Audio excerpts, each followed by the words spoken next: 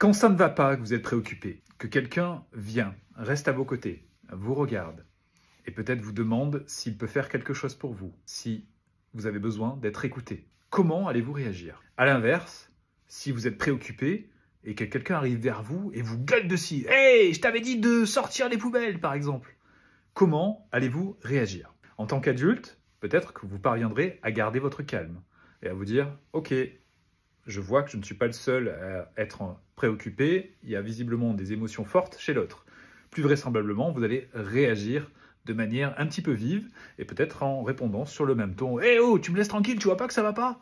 Pour les enfants, c'est encore plus délicat. Leur cerveau est immature, il n'est pas capable de pouvoir réguler leur stress et leurs émotions en autonomie. Ils ont besoin d'un co-régulateur qui est l'adulte. Si ce co-régulateur qui est l'adulte est lui-même énervé, c'est compliqué pour l'enfant de pouvoir retrouver son calme. Donc avant tout, nous allons privilégier la connexion. C'est ce qui se passe lorsque l'adulte, dans le cas précédent, est venu vous voir et vous a proposé par exemple de vous écouter. Pour les enfants, c'est pareil, pour nous connecter à eux, nous avons besoin d'abord de leur offrir un espace de calme et de sécurité et de leur proposer de l'empathie si nous voyons en effet qu'ils sont peut-être préoccupés ou qu'ils ressentent une émotion beaucoup trop forte pour pouvoir avoir accès à leur cortex préfrontal parce qu'il s'agit de cela. Lorsqu'un enfant est agité, lorsqu'il ressent beaucoup de stress, beaucoup d'émotions, il n'a pas accès aux fonctions supérieures de son cerveau, ce cortex préfrontal dont je parlais. C'est le cerveau limbique qui est aux commandes.